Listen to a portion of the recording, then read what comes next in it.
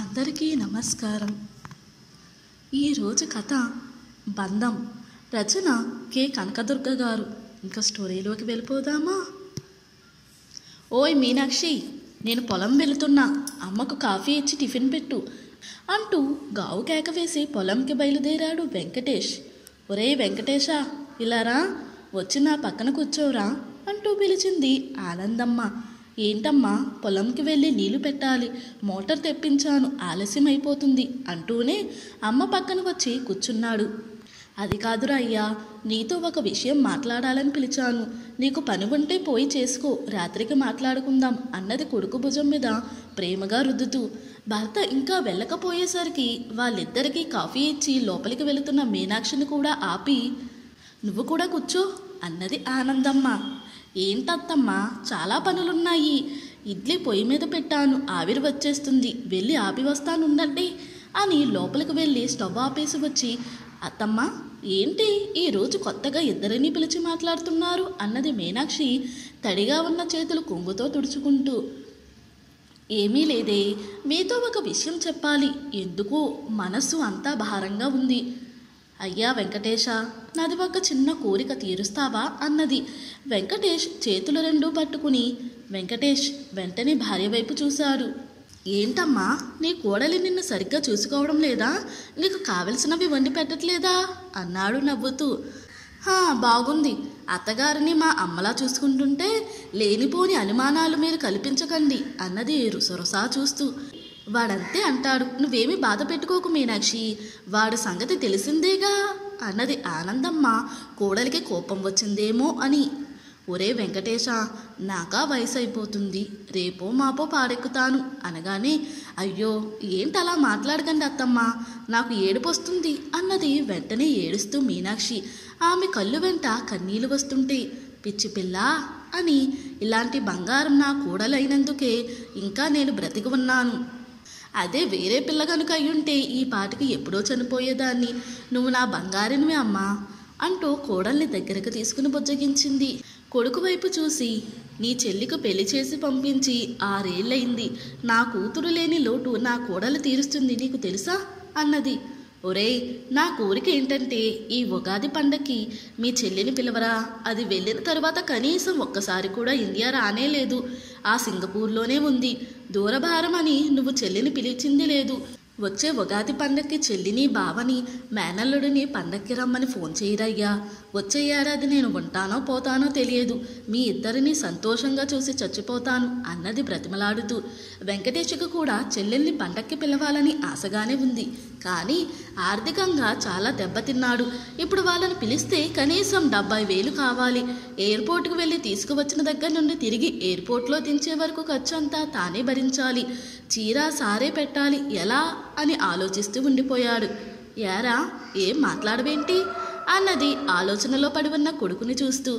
వచ్చే ఏడాది చూద్దాంలే అమ్మా, ఇప్పుడు రావాలంటే చెల్లికి ఇబ్బంది, అయినా ఎప్పుడు పిలిచినా మీరే రండి అంటుంది. నేను సింగపూర్ వెళ్ళలేను అనే కదా అలా పిలుస్తుంది, నన్నేదో దెప్పు పొడుస్తున్నట్టు ఉంటుందమ్మా ఆ మాట అన్నాడు బాధగా వెంకటేష్.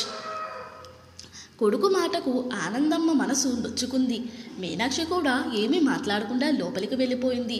చిన్నప్పుడు ఇద్దరినీ చూసుకుని మురిసిపోయేది. పండుగ కోసం పిల్లలకి పిండి వంటలు, బట్టలు, వారికి నచ్చినవి అన్నీ సిద్ధం చేసి వారిని చూసి ఎంతో సంతోషపడేది ఆనందమ్మ. పిల్లల పెళ్ళిళ్ళైపోయి ఎవరి దారిన వారు వెళ్ళిపోతే కనీసం ఒకరికొకరు చూసుకోవడం కూడా లేకుండా పోయింది. ఈ పండగ సందర్భంగా అయినా పిల్లలిద్దరూ కలిసి ఒక 2 రోజులు ఉంటే వాళ్ళని తనివి తీరా చూసుకోవాలని ఆమె ఆశపడుతుంది. తల్లి మనసు పిచ్చిది, ఎప్పుడు బిడ్డలను చూసుకోవాలని కొట్టుకులాడుతుంది. ఏంటండి, అత్తమ్మ ఉదయం అడిగిన విషయం ఏం చేశారు అన్నది మీనాక్షి పక్క సర్దుతూ. ఏముంది, మన పరిస్థితి నీకు తెలియనిది కాదు, ఉన్న డబ్బంతా పొలం మీద పెట్టాను, చేతికి వచ్చిన పంట నోటికాడక రాకుండానే ప్రతి ఏడాది ఏదో ఒక రూపంలో కొట్టుకుపోతుంది, మనం తినడానికి కష్టంగా ఉంటుంది. ఇప్పుడు వాళ్ళు వస్తే ఎలాగే అన్నాడు దిగులుగా మంచం మీద పడుకుంటూ. మీరిద్దరూ కలిసి ఉంటే చూడాలని అత్తమ్మ కోరిక.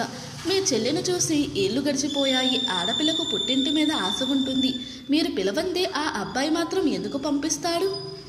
డబ్బు ఈ రోజు లేదు, రేపు వస్తే అత్తమ్మ కోరిక తీరుతుందా? అసలే ఆమె ఆరోగ్యం అంతంత మాత్రమే ఉంది, డబ్బు కోసం కంగారు పడకండి, ఇప్పుడే ఫోన్ చేయండి అంది మీనాక్షి ఫోన్ అందిస్తూ. ఖర్చులు ఎలా మేనేజ్ చేయాలి అన్నాడు ఆమె వైపు చూసి. వెంటనే ఆమె చేతులకు ఉన్న గాజులు చూపించి ఇలా అన్నది. ఆమె 2 చేతుల దగ్గరకు తీసుకుని ముద్దు పెట్టుకుని చెల్లికి ఫోన్ చేశాడు వెంకటేష్.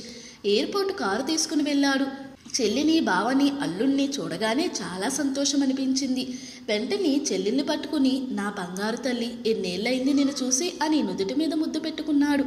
ఆప్యాయంగా అన్నయ్యని అల్లుకుపోయింది సుధా. మామయ్య అంటూ దగ్గరికి వచ్చి కౌగలించుకున్నాడు మేనల్లుడు. బావా బాగున్నావా అని హత్తుకున్నాడు సుధ భర్తను. అందరూ దగ్గరైనప్పుడు ఆనందం, పట్టరాని సంతోషంతో అందరి కళ్ళు కన్నీళ్లతో నిండిపోయాయి. ఆనందమ్మ కుటుంబం మొత్తం ఒక చోట ఉండడం చూసి ఉబ్బి తబ్బీబైపోయింది. ఉగాది పండక్కి మీనాక్షి అందరికీ కొత్త బట్టలు కొన్నది, పిండి వంటలు చేసింది. ఉగాది పచ్చడిలో ఉన్నట్టే షడ్రుచుల ఆనందాన్ని అందరూ అనుభవిస్తున్నారు. మీనాక్షి సుధకి పట్టుచీర, సారే పెట్టింది. అవి తీసుకుని, ఏం వదినా, గిఫ్ట్లు అన్నీ మాకేనా? మీ ఆనందమంతా మాకే పనిచేస్తావా అన్నది. మీరు ఆనందంగా ఉండడమే నాకు కావాలమ్మా అన్నది మీనాక్షి నవ్వుతూ. వెంటనే సుధ చేతికి ఒక బాక్స్ అందించాడు భర్త. మీనాక్షి 2 చేతులు తన చేతిలోకి తీసుకుని 2 చేతులకి 6 గాజులు వేసింది. మీనాక్షి ఆశ్చర్యంగా వాటి వైపు చూసింది. నీ కోసం ప్రతి సంవత్సరం ఒక గాజు తీసుకుంటున్నా వదినా, ఇప్పటికీ 6 ఏళ్లకి 6 గాజులయ్యాయి. మీరు సింగపూర్ వచ్చినప్పుడు వీటిని నీకు గిఫ్ట్గా ఇవ్వాలనుకున్నాను అంటూ గాజులు వేసిన చేతిని ముద్దు పెట్టుకుంది. మీనాక్షి వెంటనే వెంకటేష్ వైపు చూసింది. కళ్ళ నిండా కన్నీళ్లతో, పెదవుల మీద చిరునవ్వుతో చెల్లి భుజాలు పట్టుకుని, నా చెల్లి అని గర్వంగా చూశాడు మీనాక్షి వైపు. మీనాక్షి నవ్వి సుధని కౌగలించుకుంది. ఆనందమ్మ అన్నా చెల్లి ప్రేమ ఆప్యాయతలకు మురిసిపోతూ సంతోషంగా మనవడితో ఆడుకుంటుంది. ఒక బంధం నిలవాలంటే ప్రేమ కావాలి, ప్రేమ నిలవాలంటే బంధం కావాలి. ఇంతటితో ఈ స్టోరీ ముగిసింది. ఈ స్టోరీ కనుక మీకు నచ్చినట్లయితే మరియు నా ఎక్స్ప్లెనేషన్ కనుక మీకు నచ్చినట్లయితే ప్లీజ్ లైక్, షేర్, సబ్స్క్రైబ్.